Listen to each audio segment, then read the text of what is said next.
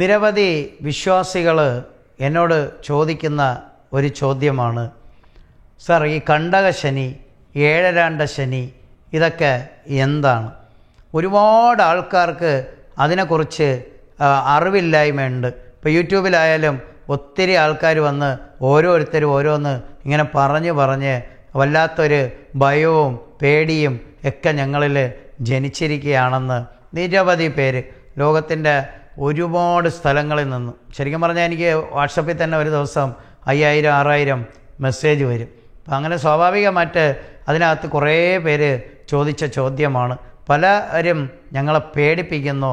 അത് അങ്ങനെയൊക്കെ കുറേ കാര്യങ്ങൾ പേഴ്സണലായിട്ട് അവർ എനിക്ക് എഴുതി അറിയിക്കാറുണ്ട്. ഒരുപാട് പേർക്ക് അതിന് മറുപടി കൊടുക്കാറുണ്ട്. അപ്പോൾ ഒരുപാട് പേരിങ്ങനെ ചോദിച്ച സ്ഥിതിക്ക് അപ്പോൾ ഇതുപോലുള്ള ചാനലിലൊക്കെ ലൂടെ ഇത് ജനങ്ങളിൽ എത്തിക്കാൻ വേണ്ടി ഞാൻ അതിനും കൂടെ മറുപടി പറയുകയാണ്. ഗോചരശാസ്ത്ര പ്രകാരമാണ് കണ്ടകശനി.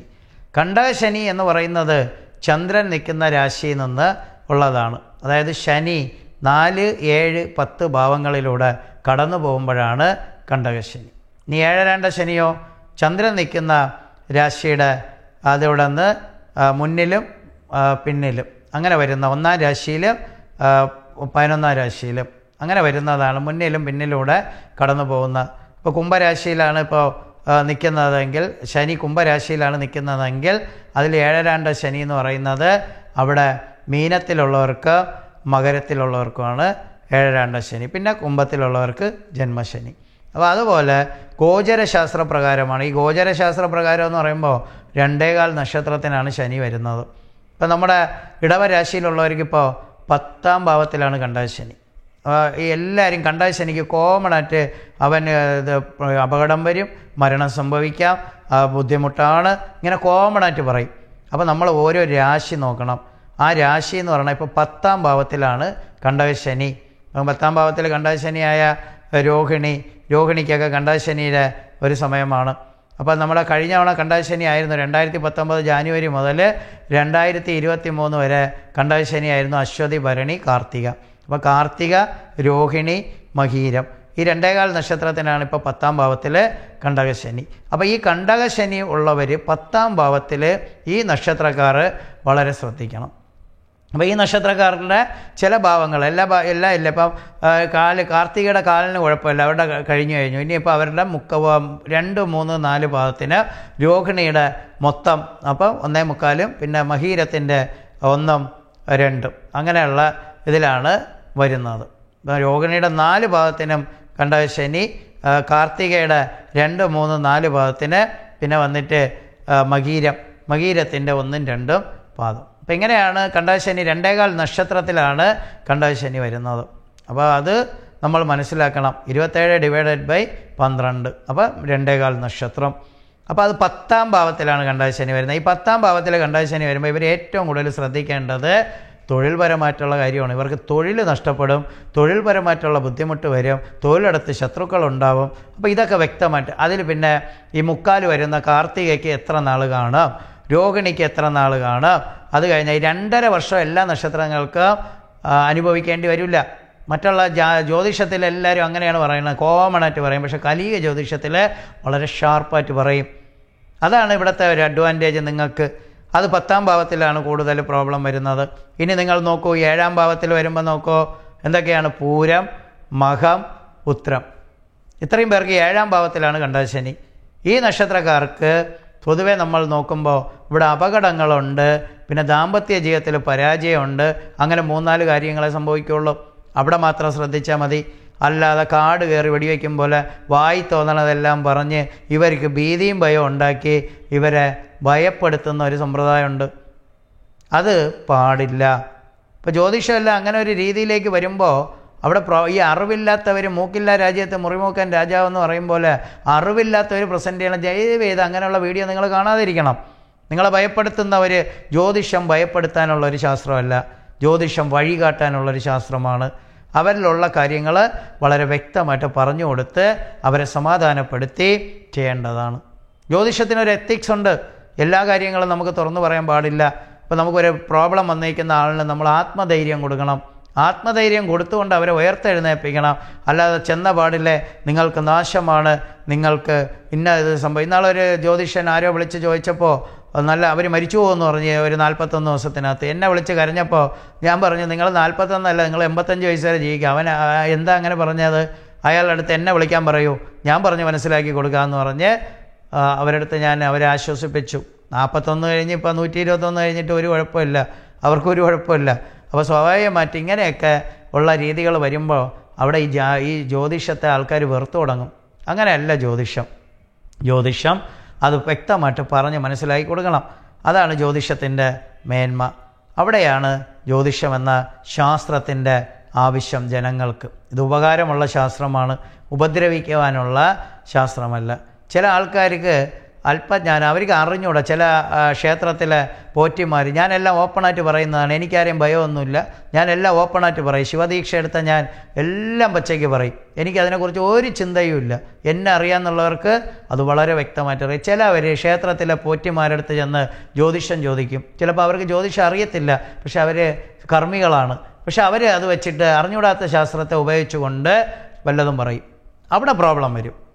ദൈവജ്ഞന് മാത്രമേ, ജ്യോതിഷം പഠിച്ചവർ മാത്രമേ ജ്യോതിഷം പറയാവൂ, അല്ലാത്തവർ ജ്യോതിഷം പറയരുത്. ജ്യോതിഷൻ ദൈവജ്ഞനാണ്. ഭഗവാന്റെ കാര്യങ്ങൾ പോലും പറയാൻ അവകാശമുള്ളത് ജ്യോതിഷനാണ്. ക്ഷേത്രത്തിലെ കർമ്മിക്ക് അവിടുത്തെ കർമ്മങ്ങളും കാര്യങ്ങളൊക്കെ ചെയ്യാം. ജ്യോതിഷം എന്ന് പറയുന്നത് ജ്യോതിഷം തന്നെ പറയണം, അത് പഠിച്ചിട്ടുള്ള വ്യക്തികൾ തന്നെ പറയണം. അല്ലാതെ പറഞ്ഞിട്ട് മറ്റുള്ളവർ ഇല്ലാത്ത കാര്യം പറയാൻ പാടില്ല.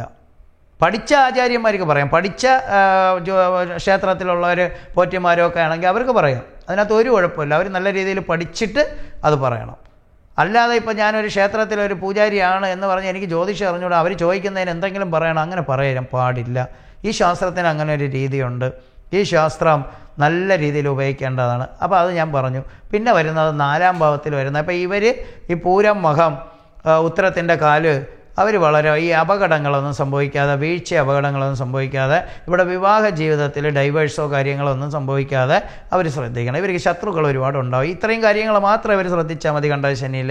അത് കലിയ ജ്യോതിഷത്തിലാണ് ഇത്ര ഷാർപ്പായിട്ട് പറഞ്ഞു കൊടുക്കുന്നത്. അത് കഴിയുമ്പോൾ പിന്നെ വരുന്നത് അനിഴ നക്ഷത്രത്തിൻ്റെ ഭാഗമാണ് വരുന്നത്. അനിഴ നക്ഷത്രവും ആ ഉള്ള നക്ഷത്രങ്ങളും കേട്ടയും അനിഴവും അങ്ങനെ വരുന്ന മൂലത്തിൻ്റെ ഇതും ഈ ഭാഗം വരുന്നവർ 4-ാം ഭാവത്തിലാണ് സൂക്ഷിക്കേണ്ടത്. മാതാവിന് സമയം മോശമാണെങ്കിൽ, മാതാവിൻ്റെ കണ്ടകശനി കാലോ ദശാകാലത്തിലോ കുഴപ്പമുണ്ട്, ഇവർക്കും കണ്ടകശനി ആണെങ്കിൽ തീർച്ചയായിട്ടും മാതാവിൻ്റെ കാര്യം ശ്രദ്ധിക്കണം. അവിടെ തട്ടുപാടിന് ചാൻസ് ഉണ്ട്. ഞാൻ 2-3 പേർക്ക് അത് പറഞ്ഞു കൊടുത്തു, അത് സംഭവിച്ചു. ഒന്നാമത് ഇന്ത്യൻ പ്രധാനമന്ത്രി നരേന്ദ്രമോദിജിയുടെ അമ്മയ്ക്ക് തട്ടുപാടുണ്ടെന്ന് പറഞ്ഞു. നരേന്ദ്രമോദിക്ക് കണ്ടകശനിയാണ്, മാതൃഭാവത്തിൽ 4-ാം ഭാവം, അമ്മയുടെ സമയം മോശമാണ്, അത് കാരണം അമ്മയുടെ മരണം സംഭവിച്ചു. എല്ലാവർക്കും അങ്ങനെ ആവണമെന്നില്ല. അത് വളരെ സൂക്ഷ്മമായിട്ട് പരിശോധിക്കണം. ഇപ്പം മകൻ കണ്ടകശനിയാണെങ്കിൽ, അമ്മ അതുപോലൊരു നീച അവസ്ഥയിലാണെങ്കിൽ, അതുപോലൊരു മോശ സമയത്താണെങ്കിൽ ഈ മകൻ അവിടെ കർമ്മം ചെയ്യാൻ യോഗമുണ്ട്. അപ്പോൾ നമുക്കത് മനസ്സിലാക്കാൻ പറ്റും. എല്ലായിടത്തും അങ്ങനെയല്ല. ഈ കേൾക്കുന്നവരും വളരെ ശ്രദ്ധിക്കണം. നിങ്ങൾക്കെല്ലാ പേർക്കും അങ്ങനെയല്ല. മലയാളിയെ സംബന്ധിച്ചുള്ള ഒരു കാര്യമുണ്ട്, ഒരാൾ പറയും അതിൻ്റെ പുറകെ ഓടും. ഞാൻ പറയാറുണ്ട്, ഇപ്പോൾ ഞാൻ പോകുമ്പോൾ ചില പട്ടികൾ ഓടും, അതിൻ്റെ പുറകെ എല്ലാം ഓടും. ഓടിയ പട്ടിക്ക് മാത്രമേ എന്തെന്ന് അറിയാം ഓടിയത്. അതുപോലെ അവൻ ചെയ്യുന്നു, ഞാനും ചെയ്യുന്നു. ക്ഷേത്രകർമ്മങ്ങളും കാര്യങ്ങളൊക്കെ അങ്ങനെയാണ്. അങ്ങനെയല്ല. ഒരു മന്ത്രം ജപിക്കണമെങ്കിൽ പോലും നിങ്ങളുടെ ദശാകാലം അറിഞ്ഞിരിക്കണം, അപകാരം അറിഞ്ഞിരിക്കണം. നിങ്ങൾക്ക് ഏതാണ്, എന്തിന് നിങ്ങളത് ചെയ്യുന്നു, നിങ്ങൾക്കത് ചെയ്യാമോ? അതാണ് മന്ത്രം. ഗുരു ഉപദേശത്തോടു കൂടിയേ ചെയ്യാവൂ. ഇതിപ്പോൾ ഓരോരുത്തരും അവരവർക്ക് തോന്നുന്നത് പോലെ അവരവർ ചെയ്യുകയാണ്. അത് ഫലത്തേക്കാൾ കൂടുതൽ നാശം കൊണ്ടുവരും. ഇതൊക്കെ നമ്മൾ അറിയണം. ഇതിൻ്റെ അകത്ത് ഹിന്ദു എന്ന് പറയുന്ന മതമല്ല, ഒരു സംസ്കാരമാണ്. ഈ സംസ്കാരത്തിൽ പറഞ്ഞിട്ടുള്ള കാര്യങ്ങൾ നമ്മൾ അറിയണം. നമുക്ക് ആയിരക്കണക്കിന് ടെസ്റ്റുകളുള്ള സംഗതിയാണ്. അപ്പോൾ നമുക്ക് പല കാര്യങ്ങൾ പല രീതിയിൽ പറഞ്ഞിട്ടുണ്ട്. പക്ഷെ നമ്മൾ ഒരു ഡോക്ടറിനെ കണ്ടിട്ട് മരുന്ന് കഴിക്കുമ്പോൾ നമുക്ക് അലർജിയോ അങ്ങനെ എന്ത് കാര്യം ഉണ്ടെങ്കിലും അദ്ദേഹത്തിന് അതറിയാൻ പറ്റും, അദ്ദേഹത്തിന് അതിൻ്റെ സൈഡ് എഫക്റ്റ് അറിയാൻ പറ്റും, അദ്ദേഹം അത് പഠിച്ചതാണ്. അപ്പോൾ സ്വാഭാവികമായിട്ട് ഒരു വ്യക്തി ഒരു കർമ്മം ചെയ്യുന്നതിന് മുമ്പേ അതിനെക്കുറിച്ച് അറിഞ്ഞിരിക്കണം. എനിക്കത് സൂട്ടബിളാണോ, എനിക്കത് ചെയ്യാൻ പറ്റും. ഇപ്പോൾ നമ്മൾ തയ്യക്കടയിൽ കൊടുത്ത് ഒരു തുണി തയ്ച്ചിട്ട് അത് ശരിയായില്ലെങ്കിൽ ചിലപ്പോൾ ടൈറ്റാണെങ്കിൽ നമുക്ക് വിമ്മിഷ്ടം ഉണ്ടാവും. നമ്മുടെ അളവിൽ കറക്റ്റായിട്ട് തയ്ച്ചാൽ കുഴപ്പമില്ല. ഇനി ഒരുപാട് ലൂസായാലും നമുക്ക് പ്രോബ്ലം വരും. അപ്പോൾ അതുപോലെ ഇതുണ്ട്. അറിവുള്ളവർ ജ്യോതിഷന്മാരടുത്ത് ചോദിക്കണം, എക്സ്പെർട്ടുകളുടെ അടുത്ത് ചെന്ന് കാണണം. അല്ല ജ്യോതിഷം ഒന്ന് ബോർഡ് വെച്ചുകൊണ്ട് ജ്യോതിഷനാവണമെന്നില്ല. അയാൾ എക്സ്പെർട്ടാണോ, അയാൾ എന്തെങ്കിലുമൊക്കെ സമൂഹത്തിൽ ചെയ്തിട്ടുണ്ടോ, അയാളുടെ കാൽക്കുലേഷനുകൾ കറക്റ്റാണോ എന്നൊക്കെ ഉള്ളത് വളരെ വ്യക്തമായിട്ട് മനസ്സിലാക്കണം. അപ്പോൾ ഈ ജ്യോതിഷ ശാസ്ത്രത്തിൽ നോക്കൂ, കണ്ടകശനി ഇങ്ങനെയാണ് ഐഡൻറ്റിഫൈ ചെയ്യേണ്ടത്. ഇപ്പോൾ മനസ്സിലായല്ലോ. അല്ലാതെ ഈ പറയുന്നതെല്ലാം കണ്ട് പേടിച്ച് ഭയപ്പെട്ട് ജീവിതത്തിൽ ഒരുപാട് പ്രയാസങ്ങൾ വരുത്തിയേക്കണം. ഇല്ലാത്ത രോഗങ്ങളുണ്ട്, ആദിവേദിയാക്കും. അങ്ങനെ ഒരു കുഴപ്പമുണ്ട്. ചില ആൾക്കാർ ഭയങ്കര വിശ്വാസികളാണ്. അപ്പോൾ അവരെ സംബന്ധിച്ചോളം ഇതൊക്കെ കേൾക്കുമ്പോൾ ദുർബല മനസ്സിലുള്ളവർക്ക് അത് പ്രയാസങ്ങളുണ്ടാവും. ദുർബല മനസ്സിലുള്ളവരാണ് പ്രോബ്ലങ്ങൾ വരുന്നത്. എല്ലാ പേരും നമ്മളെപ്പോലെ ചിന്തിക്കുന്നവരായിരിക്കില്ല. ചിലർക്ക് ഭയങ്കര ഭയമുള്ള ഒരുപാട് ആൾക്കാരുണ്ട്. ഈ ഇടയ്ക്ക് മുല്ലപ്പെരിയാർ പൊട്ടും എന്ന് പറയുമ്പോൾ 100 കണക്കിന് ആൾക്കാരാണ് എന്നെ വിളിച്ചത്.